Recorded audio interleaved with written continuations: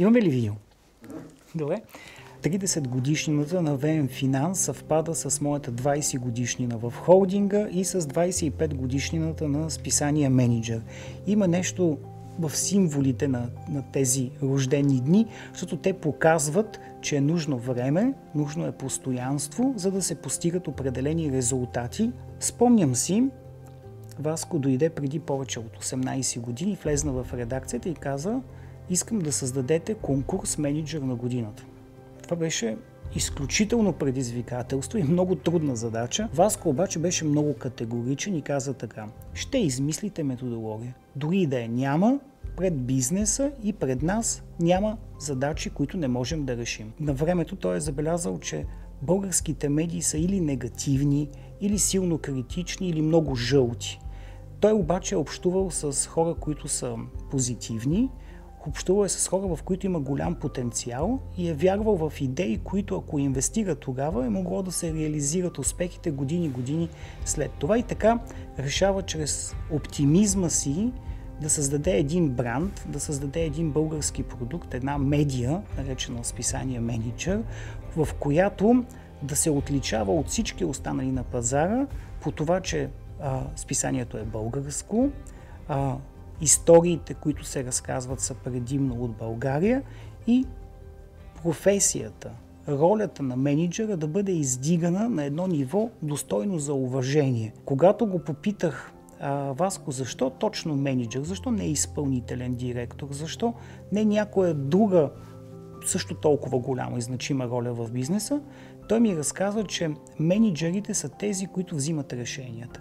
Мениджърите са тези, които определят как да се движи екипа и че от тях зависят успехите в компанията. Всичките тези три елементи – финансови резултати, личностни качества и добри управленски практики – направиха така, че в момента мениджър на годината като конкурс да отличава най-добрите мениджъри. Това е важна мисия, защото в едно общество, когато ние знаем кои са успелите мениджъри, когато знаем кои са най-добрите компании, като лакмус можем да ги отличиме от останалите и от останалите да изискваме същия път на развитие на икономиката и на обществото ни. Във всяко едно общество трябва да има герои, хора, на които да се възхищаваме и да се радваме.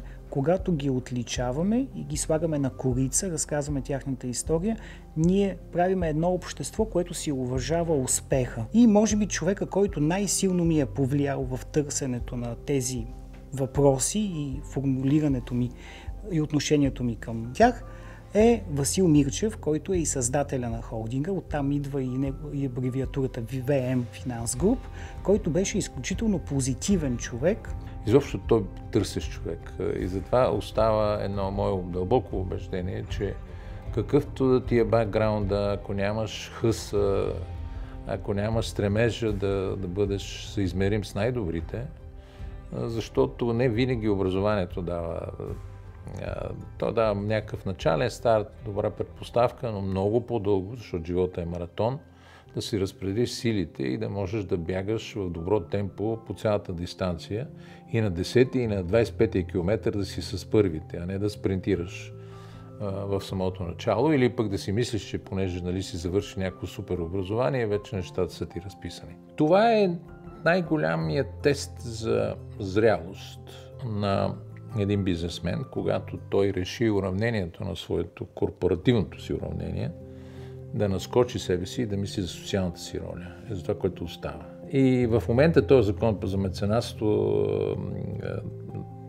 той е много важен, доста хора работят по него и се надявам и Александра и другите да направят така, че да мине, защото то все пък е закон. То е бизнес нюх, в който в основата е визионерството.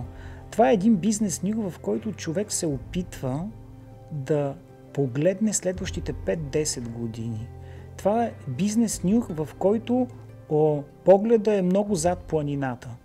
Много повече в дългосрочното, отколкото в сегашно време. Това са хора, които не искат да решават проблеми. Те искат да носят възможности.